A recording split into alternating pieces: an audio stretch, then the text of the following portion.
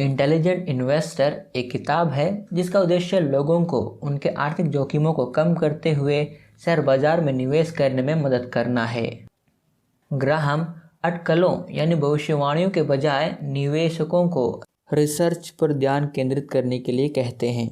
Intelligent investor इस बारे में गाइडेंस देता है कि वैल्यू इन्वेस्टमेंट में कैसे शामिल हो और कैसे आप मिस्टर मार्केट को अपने फाइनेंशियल डिसीजन लेने से रोक सकते हैं। अगर आपने अब तक इस चैनल को सब्सक्राइब नहीं किया है तो इस चैनल को तुरंत सब्सक्राइब करें ताकि आपको इसी तरह के ट्रेडिंग, सेल्फ इम्प्रूवमेंट और इन्वेस्टिंग की ऑडियो बुक समरीज आगे भी मिलते रहे। तो आइए दोस्तों शुरू करते हैं आज की इस बुक समरी में जिसका नाम है the intelligent investor by Benjamin Graham. Benjamin Graham को फादर ऑफ वैल्यू इन्वेस्टिंग कहा जाता है। ग्राहम का इन्वेस्टमेंट फिलॉसफी हमेशा investor psychology, minimal depth, buy and hold investing, concentrated diversification और मार्जिन ऑफ सेफ्टी के भीतर खरीदारी पर आधारित था। Chapter 1 the history of the stock market. Stocks में इन्वेस्ट करने से पहले आपको मार्केट की हिस्ट्री का पता होना चाहिए। यह भी पता होना चाहिए कि किस शेयर ने पास्ट में कैसा परफॉर्म किया था। इससे आपको उस शेयर की चाल समझ आएगी और आप उसमें धोखा नहीं खाएंगे। लेकिन किसी भी निवेश का वैल्यू आपके द्वारा उसके लिए भुगतान की जाने वाली कीमत पर निर्भर करता है। लोग गलती से पिछले स्टॉक की कीमतों को एक्सट्रापोलेट कर लेते हैं। ग्राहम इसके लिए कई उदाहरण भी पेश करते हैं, जैसे लोग स्ट्रॉन्ग बुल मार्केट के हाइप में खरीदारी करते हैं। लोग अपना रिसर्च खुद नहीं करते, एक्सपर्ट्स पर डिपेंड रहते हैं, पर यह जरूरी नहीं कि वे एक्सपर्ट हों। जब स्टॉक अच्छा प्रदर्शन कर रहा हो तो लोग हम्बल नहीं रहते। आपको पता होगा कि 2008 में मार्केट क्रैश कर गया था, लेकिन जिन लोगों ने उस समय इन्वेस्ट किया था वे करोड़पति बन गए थे क्योंकि उन्होंने शेयर्स बहुत कम दामों पर खरीदे थे। ऐसे ही 2019 में कोरोना की वजह से मार्केट क्रैश कर गया था। वह समय भी इन्वेस्ट करने के लिए अच्छा था। कुछ लोगों को नुकसान भी हुआ था, लेकिन अगर वे एवरेज कर लेते यानी उन्हीं शेयरों को कम दामों पर खरीद लेते तो उनका नुकसान फायदे में बदल जाता। तो इस तरह मार्केट हिस्ट्री आपको बताती है कि मार्केट कभी न कभी बुरी तरह से क्रैश करता है। उस समय आपको फ़ायदा उठाना चाहिए, ना कि पैनिक होना है। ऐसे ही किसी कंपनी की हिस्ट्री भी आपको फ़ायदा पहुंचा सकती है, इसलिए हिस्टोरिकल इवेंट्स पर नज़र रखें। Chapter 2 beware of inflation. समय के साथ नकद का मूल्यवान हो जाता है। फॉर एग्जाम्पल 10 साल पहले का $1 आज के $1 से अधिक मूल्य का है। इसलिए पैसों को रखने के बजाय आपको पैसा निवेश करना चाहिए ताकि आप इन्फ्लेशन को मात दे सकें। इसके बावजूद अधिकांश निवेशक इन्फ्लेशन को ध्यान में नहीं रखते हैं। साइकोलॉजिस्ट इसे मनी इल्यूजन कहते हैं। अगर आपकी सैलरी 2% बढ़ जाए तो आप खुश हो जाते हैं, लेकिन अगर इन्फ्लेशन भी 4% बढ़ जाए तो वास्तव में आपको 2% का नुकसान ही हुआ। इसलिए आप अपने निवेश से कितना बना रहे हैं इसके बजाय इन्फ्लेशन के बाद आप कितना रखते हैं इसके द्वारा अपनी निवेश सफलता को मापें। Chapter 3 stocks overcome inflation partially. शेयरों में निवेश करना एक ऐसा क्षेत्र है जो जोखिम भरा है लेकिन अच्छे रिटर्न की क्षमता रखता है। इन्फ्लेशन को सबसे ज़्यादा बीट शेयर्स करते हैं और कई गुना रिटर्न देते हैं, लेकिन इन्वेस्ट करने से पहले शेयर मार्केट के बारे में उचित ज्ञान होना ज़रूरी है। थोड़ी इन्फ्लेशन बढ़ना फ़ायदेमंद होता है क्योंकि इससे कंपनीज भी अपने रेट बढ़ाती हैं और शेयर का प्राइस ऊपर चला जाता है, लेकिन बहुत ज़्यादा इन्फ्लेशन नुकसानदायक है क्योंकि इससे महंगाई भी बढ़ जाती है और कंज्यूमर सामान नहीं खरीदते। इससे कंपनी को घाटा होता है और शेयर का प्राइस नीचे चला जाता है। इसलिए शेयर में तब इन्वेस्ट करना चाहिए जब इन्फ्लेशन रेट मिड रेंज में हो, ना बहुत ज़्यादा ना बहुत कम। Chapter 4 real estate investment trust can overcome inflation.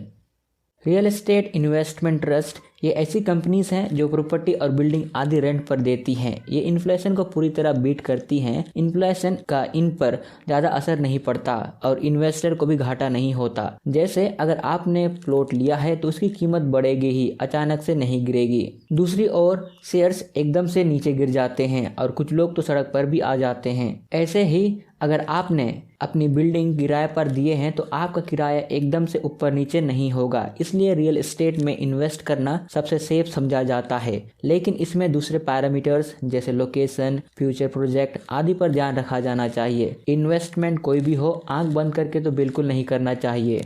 Chapter 5, age doesn't matter. Investment करने की कोई उम्र नहीं होती, या किसी भी उम्र में सीखी और शुरू की जा सकती है। इसलिए अपनी उम्र को इसके आड़े ना आने दें, लेकिन कुछ बातें जरूर याद रखें।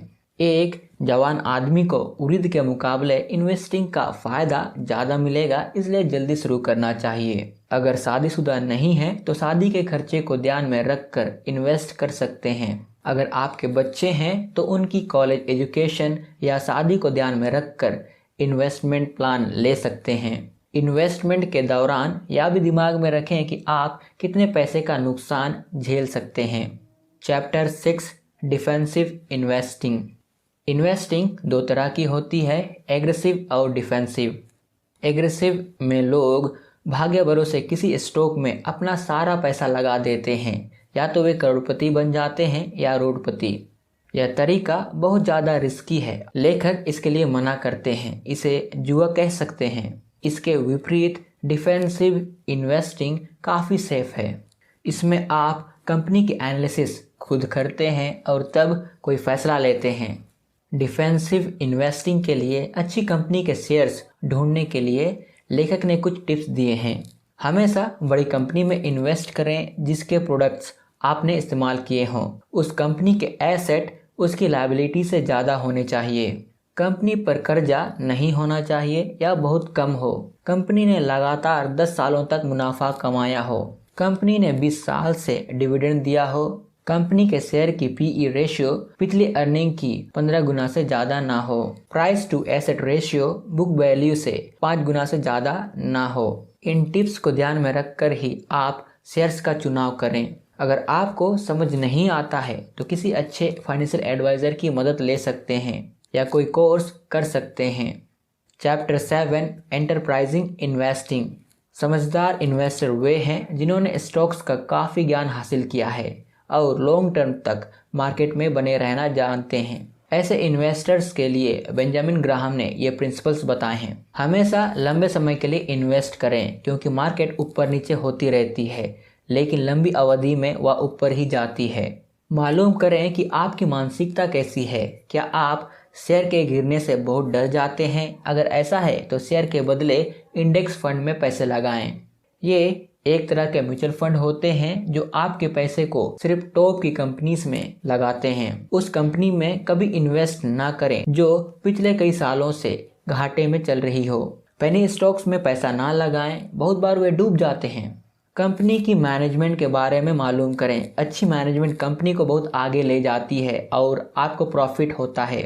हमेशा न्यूज़ पढ़ें, लेकिन फेक और पेड न्यूज़ से सावधान रहें।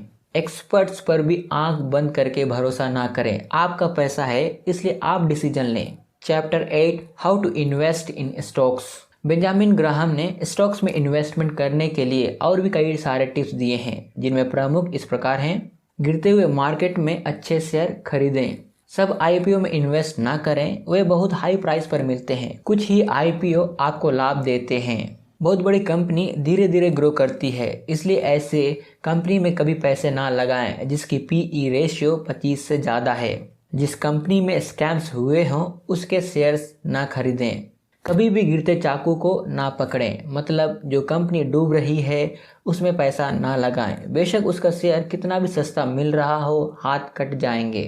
अगर कोई बड़ी कंपनी एक नई कंपनी लगाती है तो उसके शेयर्स जल्दी खरीद लें। Chapter 9, evidence based investing. आपकी इन्वेस्टमेंट एविडेंस पर बेस्ड होनी चाहिए, ना कि आपके तुक्के या गेस वर्क पर। ग्राहम ने निवेश को संपूर्ण एनालिसिस, सेफ्टी प्रिंसिपल और अच्छे रिटर्न की आवश्यकता के रूप में वर्णित किया है। यदि आपका निवेश इन आवश्यकताओं को पूरा नहीं करता है तो आप निवेश करने के बजाय अनुमान लगा रहे हैं। कुछ लोग दूसरों की देखा-देखी में पैसा लगा देते हैं और फिर इंतजार करते रहते हैं। उन्हें यह भी पता नहीं होता कि उन्होंने एक साल में शेयर से कितना रिटर्न कमाया। इसलिए प्रॉपर एनालिसिस करें। ऐसा ना हो कि आप कमाने के बजाय गंवा रहे हो। जब आपके पोर्टफोलियो में बहुत से शेयर्स होते हैं तो उनमें से कुछ लॉस में होते हैं और कुछ प्रॉफिट में। ऐसे में नेट प्रॉफिट और लॉस पता करना मुश्किल हो सकता है, लेकिन डायरी पर लिखकर और बेसिक मैथ्स करके आप मालूम कर सकते हैं। जिस शेयर ने प्रॉफिट कमाया है और अब उसके और बढ़ने की उम्मीद नहीं है तो उसे बेच दें। कुछ लोगों को इन शेयर्स से ज़्यादा ही लगाव हो जाता है। वे सोचते हैं ये आगे भी बढ़ते रहेंगे, इसलिए प्रॉफिट बुक नहीं करते। इससे उनको फ़ायदा उतना ही होता है जितना फिक्स डिपॉजिट करने वाले व्यक्ति को। इस तरह कोई वॉरेन बफेट नहीं बन सकता। इसलिए टेक्निक को प्रॉपरली समझें। Chapter 10 market volatility is useful. जब मार्केट बहुत ऊपर नीचे होती रहती है उसे वोलेटिलिटी कहते हैं। बहुत से लोग इससे डर जाते हैं, लेकिन यह ढेर सारा पैसा बनाने का अवसर भी है। एक दिन शेयर प्राइस ऊपर जाता है और कुछ दिन बाद नीचे आ जाता है। कुछ लोग इससे पैनिक हो जाते हैं। जब शेयर प्राइस गिरता है तो वे डर के मारे बेचने लगते हैं। इससे उन्हें काफ़ी नुकसान होता है, इसलिए कभी भी पैनिक में शेयर ना बेचें। जब सफल कंपनियों के शेयर प्राइस नीचे हो तो उसे खरीदें और जब ऊपर चला जाए तो उसे बेचें।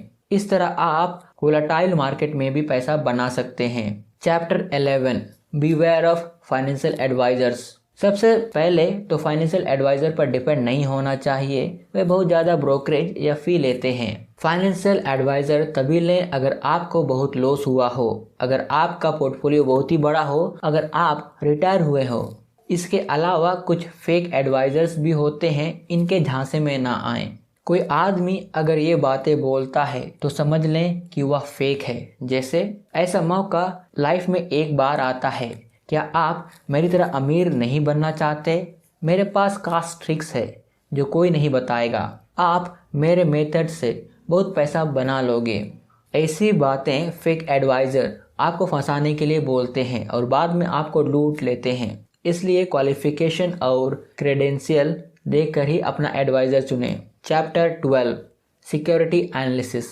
सिक्योरिटी एनालिसिस वह एनालिसिस है जो किसी दिए गए स्टॉक के मूल्य का अनुमान लगाने के लिए किया जाता है। फिर आप इस मूल्य की तुलना स्टॉक की वास्तविक कीमत से कर सकते हैं और तय कर सकते हैं कि स्टॉक खरीदना सही है या नहीं। किसी भी कंपनी में इन्वेस्ट करने से पहले उसका सिक्योरिटी एनालिसिस जरूर कर लें, लेकिन यह आम इंसान के वश के बाहर होता है। इसमें बेसिक अलजेब्रा का यूज होता है जो फाइनेंस एक्सपर्ट ही कर सकता है, लेकिन इसके अलावा आप और भी बेसिक चीज़ों को देख सकते हैं, जैसे कंपनी के फ्यूचर प्रोस्पेक्ट्स, कंपनी की मैनेजमेंट में कौन कौन है, उनका एक्सपीरियंस क्या है, कंपनी का फाइनेंस का स्ट्रक्चर क्या है, डिविडेंड रिकॉर्ड कैसा है, डिविडेंड रेट कितना है। Chapter 13 the margin of safety. जब भी किसी कंपनी का शेयर खरीदें तो सेफ्टी मार्जिन का ध्यान रखें। शेयर को ट्रू वैल्यू के 50% नीचे होने पर ही खरीदें। अगर कोई शेयर आज भाग रहा है तो आंख बंद कर उसमें ना घुस जाएं, बल्कि उसके नीचे आने का इंतजार करें। इस तकनीक से आप काफ़ी प्रॉफिट कमा लेंगे। अब आते हैं इस बुक के कंक्लूजन में। Intelligent investor evidence based investing decision लेने पर केंद्रित है। अपनी फाइनेंशियल पोजीशन और लक्ष्यों को समझकर आप अपने पैसों का मैनेजमेंट कैसे करते हैं इसके बारे में प्रभावी निर्णय ले सकते हैं। कुछ के लिए इंडेक्स फंड और रियल एस्टेट इन्वेस्टमेंट ट्रस्ट में निवेश करना आगे का रास्ता है। दूसरों के लिए फाइनेंशियल एडवाइजर फाइनेंशियल सक्सेस की कुंजी है। लेकिन सही फाइनेंशियल एडवाइजर का चुनाव भी महत्वपूर्ण है। प्रत्येक फाइनेंशियल डिसीजन के लिए आपको एविडेंस पर विचार करना चाहिए। इन्वेस्टिंग के ऑडियो बुक समरी सुनने के लिए इस चैनल को सब्सक्राइब करें।